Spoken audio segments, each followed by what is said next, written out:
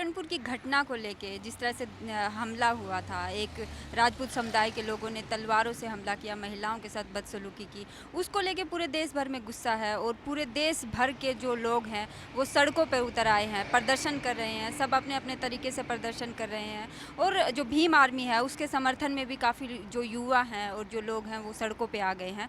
और 21 मई को कल जंतर मंतर पर भी एक बहुत बड़ा प्रदर्शन होने जा रहा है, उसके लिए देश भर से लोग जुटने शुरू हो गए हैं। अभी दिल्ली में गोरखपुर से कुछ लोग यहाँ आए हैं जो मेरे साथ हैं। अभी ये लोग जो प्रदर्शन है, जो कल प्रदर्शन होने वाला है, उसमें शामिल होंगे। किस बात को लेके ये क्या कुछ मांगे लेकर यहाँ पर आए हैं, मैं इनसे बात करूँगी। क्या नाम है आपका? धीरेन्द्र प्रताप नाम है मेरा। मैं गोरखपुर से आया हूँ। तो आपको क्यों लगता है कि आप इस प्रदर्शन में आपको शामिल होना चाहिए? देखिए, इसमें एक जाति के लोगों को खुली गुंडई की छूट दी गई है और यही सहारनपुर में हुआ है।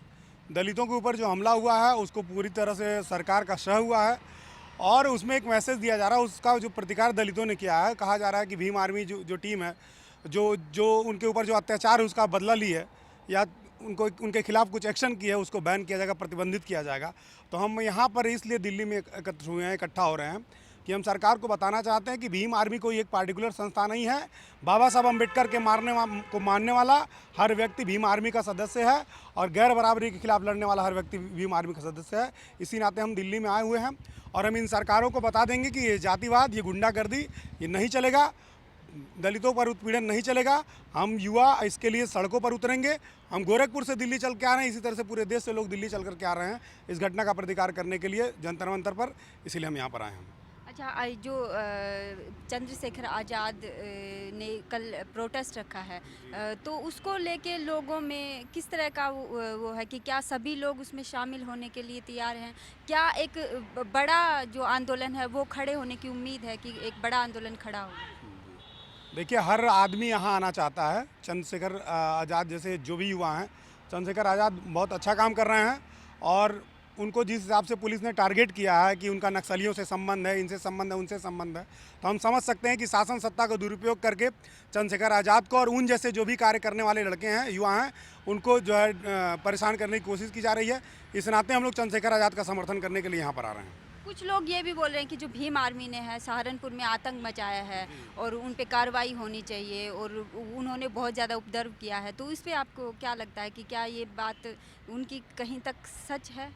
देखिए, भीम आर्मी को जहाँ तक ये लोग कह रहे हैं बैन करने की बात कर रहे हैं, तो सबसे पहले मैं कहना चाहूँगा कि आरएसएस के लोगों का, बजरंग दल के लोगों का आईएसआई के एजेंटों से संपर्क है, वो पाकिस्तान से जासूसी कर रहे हैं, उसको आप क्यों नहीं बैन करा रहे हैं? अभी एक बच्चा तस्करी में पकड़ा गया है, सेक्स रैकेट में पकड़ा गया है, इसको आप बैन कराइए और आप भीम आर्मी को बैन कराने की बात कर रहे हैं। आप शासन सत्ता में, मीडिया आपके पास है और न्यायपालिका में एक विशेष मानसिकता के लोग हैं, आप बैन करा लेंगे। लेकिन आप भीम आर्मी बैन कराएंगे तो हम कहना चाहते हैं, हम बिरसा आर्मी बनाएंगे, हम फूले आर्मी बनाएंगे और हम हर स्तर का आंदोलन करेंगे। भीम आर्मी को बैन करने से कुछ होने वाला नहीं है। सहारनपुर के पीड़ितों को न्याय चाहिए और हर हाल हर कीमत पर चाहिए।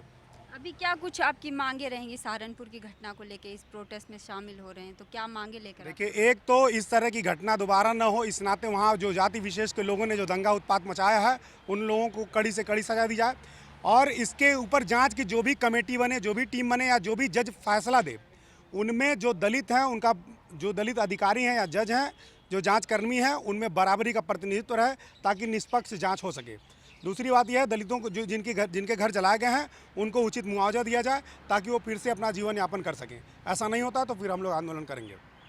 यहाँ पे जो लोग हैं पूरे देश भर से जुटना शुरू हुए हैं जो प्रदर्शन में, जो 21 तारीख को प्रदर्शन बुलाया है चंद्रशेखर आज़ाद की तरफ से, तो क्या नाम है आपका?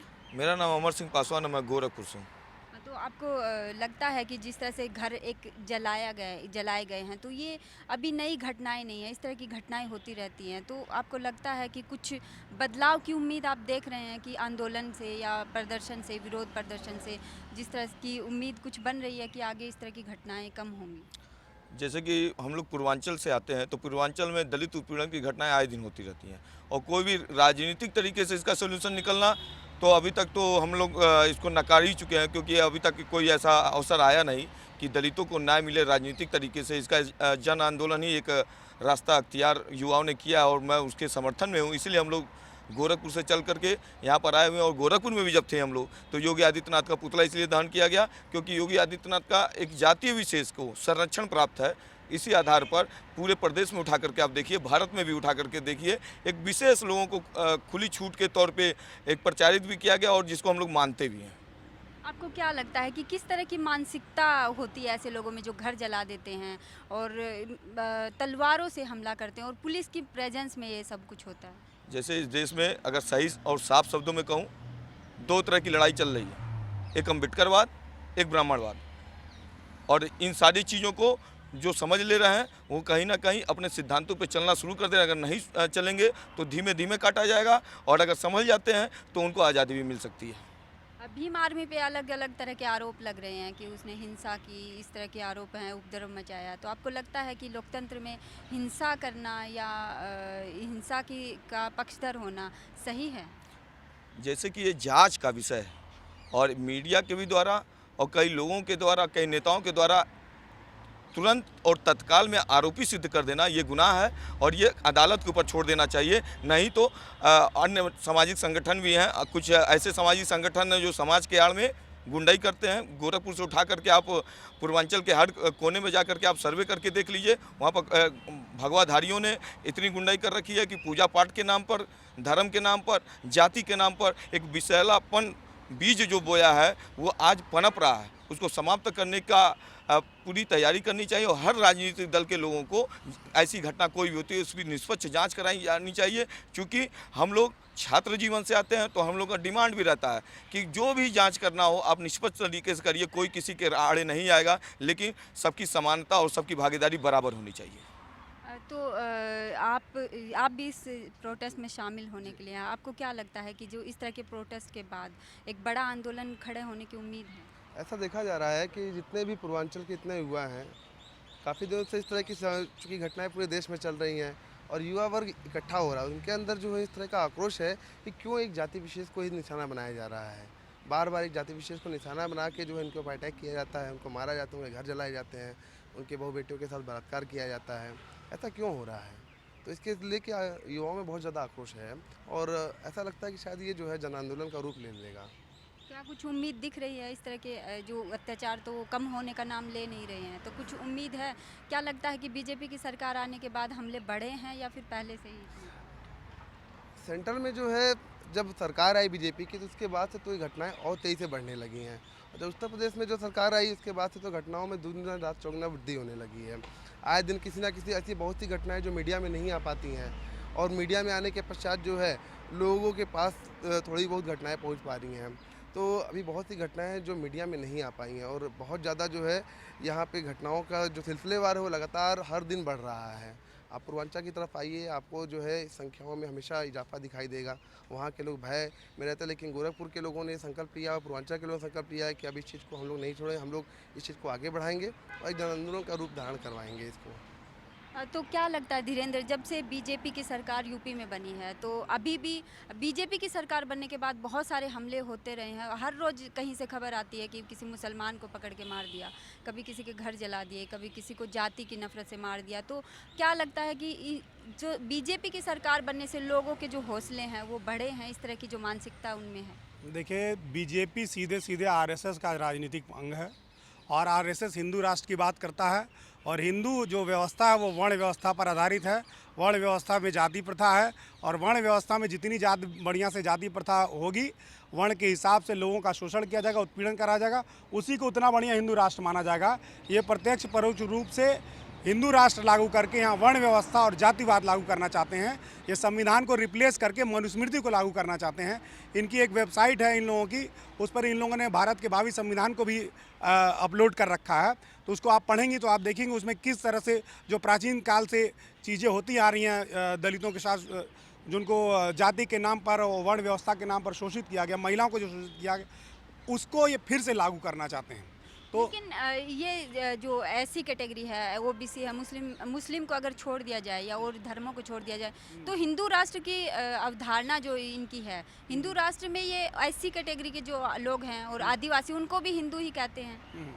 नहीं, वो हिंदू केवल तब होते हैं जब उनको लड़ाना होता है मुसलमान से। वो मुसलमान से जब उनको लड़ाना होता है तो हिंदू होते हैं। बाकी देखिए हर स्तर पर जो है राजनीति करते हैं। जैसे अभी इन्होंने हमारे यहाँ परशुराम जयंती मनाई है, तो ऐसा नहीं है। उन्होंने परशुराम जयंती के माध्यम से क्षत्रियों को भी गाली दी। उन्होंने कहा परशुराम ने जो है 21 बार इन क्षत्रिय विहीन कर दिया पृथ्वी को, और उसके बाद से जो ब्राह्मणों के जो पुरुष थे वो क्षत्रियों की महिलाओं के साथ उनके साथ बच्चा पैदा करके तब जाकर के क्षत्रियों का वंश बढ़ा। इस तरह की मानसिकता है। ऐसा नहीं है कि लेकिन अभी जिन्होंने घर जलाए वो तो क्षत्रिय समाज से ही आते हैं। तो वो देखिए, वो उन लोग बड़ी गलत फहमी में है। वो सोचते हैं कि ठीक हम ब्राह्मण से नीचे हैं लेकिन बाकी हम 2 वर्णों से ऊपर हैं। ये गलत फहमी के शिकार हैं। लेकिन वो इस चीज़ को उनको समझना चाहिए कि जिसके ऊपर वो अत्याचार करने जा रहे हैं वो बहुसंख्य है, वो बहुजन समाज बहुसंख्य है, और वो लड़ना नहीं चाहता है। 5000 सालों से आपका गाली जूता लात सहते आ रहा है। 1950 में संविधान लागू हुआ, उसके बाद से उसको कुछ अधिकार मिला। वो पढ़ लिख करके आपके बराबर में खड़ा होना चाहता है, वो लड़ाई नहीं करना चाहता है। और ये जान लीजिए कि जो भीम आर्मी ने किया है वहाँ पर, वो केवल प्रतिकार किया है, सांकेतिक प्रतिकार किया है। अगर भीम आर्मी भी अगर उनके जैसा अगर कोई तांडव करना चाहती तो बड़ी संख्या में नरसंहार होता वहाँ पर। लेकिन भीम आर्मी के लोगों ने सूझबूझ का परिचय दिया है, और मैं उनको सलाम करना चाहूँगा उन युवाओं को जिन्होंने वहाँ डर का माहौल ख़त्म करने का प्रयास किया। लेकिन मैं शासन सत्ता से कहना चाहता हूँ कि आप एक तरफा एक जाति को सपोर्ट कर रहे हैं जिनकी आबादी मात्र 6% है। अगर आपके जो इस तरह का नफरत फैला रहे हैं उस जाति के खिलाफ, अगर ये 85% लोग भड़क जाएंगे तो उस जाति का क्या होगा? क्या आप उसकी जिम्मेदारी लेंगे? ये लोग यही करना चाहते हैं कि यहाँ पर जातिवाद फैले, नफरत फैले, वोटों का ध्रुवीकरण हो, ये सारी चीज़ें हैं। अभी 180 परिवारों ने बुद्धिज़्म अपनाने की बात करी है, वो शायद बुद्धिज़्म अपनाया है उन्होंने। 3 गांव के लोग जो हैं वो बुद्धिज़्म अपना चुके हैं। कल एक खबर आई थी इस तरह की। तो आपको लगता है कि इस तरह का भी एक विरोध हो रहा है और लोग अपने जो हिंदू धर्म का उनको दे दिया गया है कि आप हिंदू हैं, उसको छोड़ के वो बाहर निकल रहे हैं? नहीं, देखिए, अब लोगों को समझ में आ रहा है कि प्राचीन काल में हमारे ऊपर शोषण केवल इस नाते हो रहा था क्योंकि हम लोग हिंदू धर्म थे, और हिंदू धर्म में जो वर्ण व्यवस्था है उस वर्ण व्यवस्था में हम सबसे निचले पायदान पर थे। और सबसे निचले पायदान पर होने के नाते हमारे पास धन रखने का, पढ़ने लिखने का, हर चीज़ को कोई अधिकार नहीं था। और वो अब इस चीज़ को महसूस कर रहे हैं कि सरकारें भी यही कर रही हैं। शिक्षा की व्यवस्था आप देख लीजिए, शिक्षा का बाजारीकरण कर दिया, शिक्षा से दलितों को दूर कर दिया गया। जो निचले स्तर की शिक्षा प्राथमिक विद्यालयों में हमारे गरीब लोग लेते थे वो ख़त्म कर दिया गया। धन का भी आप देख लीजिए वही हिसाब किताब है, पूंजीवाद को बढ़ावा दिया जा रहा है। एक तरफ लोग भारी संख्या में अमीर होते जा रहे हैं, दूसरी तरफ गरीब लोग और गरीब होते जा रहे हैं। तो लोगों को लग रहा है, जो पढ़ा लिखा युवा है, बाबा साहब अम्बेडकर के दिए अधिकार से पढ़ लिख करके जो युवा आया वो समझ रहा है इस बात को कि ये प्राचीन काल की व्यवस्था को फिर से लागू करना चाहते हैं। और हिंदू धर्म में जब तक हम रहेंगे तब तक हम वर्ण व्यवस्था में रहेंगे, और वर्ण व्यवस्था में रह करके हम सबसे निचले पायदान पर रह करके हमेशा उपेक्षित रहेंगे। इस बात को कई जगह भुलाने की भी कोशिश की गई, मिलजुल करके रहने की भी कोशिश की गई। लेकिन सरकारों का जो रवैया है और जो सरकारें अप्रत्यक्ष रूप से डायरेक्ट कर रही हैं कि हम वर्ण व्यवस्था को लागू करेंगे, मनुस्मृति लागू करेंगे, तो युवाओं को लगता है कि हमको ऐसे धर्म में रह करके क्या करना है, हमको बराबरी का जीवन जीना है। इस नाते उनको धर्म त्यागने में कोई दिक्कत समस्या नहीं आ रही है। और बड़ी तेज़ी से लोग पलायन कर रहे हैं। हमारे गोरखपुर से लेकर के, पूर्वांचल से लेकर के पूरे भारत में बड़ी तेज़ी से लोग इस धर्म को छोड़ रहे हैं और समानता के जीवन में आने का प्रयास कर रहे हैं। तो सहारनपुर में जो 5 मई को हमला हुआ था, उसके बाद 9 मई को भीम आर्मी चर्चा में आई, उसके बाद लगातार चर्चा में बनी रही।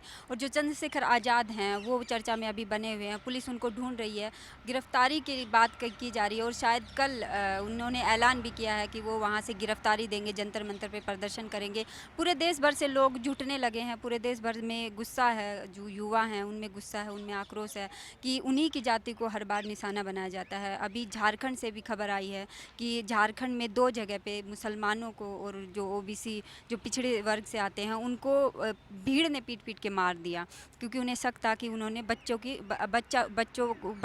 चोरी करने का शक था लोगों को, और इसलिए उन्हें मार दिया गया। तो इस तरह की जो एक माहौल बन रहा है, शायद बीजेपी आने के बाद, जब से सरकार यूपी में बीजेपी की सरकार आई है और जिन जिन राज्यों में बीजेपी की सरकार है, इस तरह का माहौल, इस तरह की घटनाएं बढ़ती ही जा रही हैं। और इन सब का प्रतिकार जिस तरह से भीम आर्मी ने किया है, उसके बाद जो भीम आर्मी के फाउंडर हैं, जो संस्थापक हैं चंद्रशेखर आज़ाद, उन्होंने 21 तारीख को जंतर मंतर पे प्रोटेस्ट रखा है और शायद वो कल वहाँ से गिरफ्तारी दे सकते हैं। तो कल जो प्रोटेस्ट होगा उसके लिए पूरे देश भर से लोग जुटने लगे हैं। ये लोग भी गोरखपुर से आए हैं। तो इन्होंने ये सब लोगों में एक दर्द है, एक इस बात का कि उन्हीं की जाति को बार बार निशाना बनाया जाता है। कैमरामैन शाम के साथ ऋतु सिंह, नेशनल दस्तक, दिल्ली।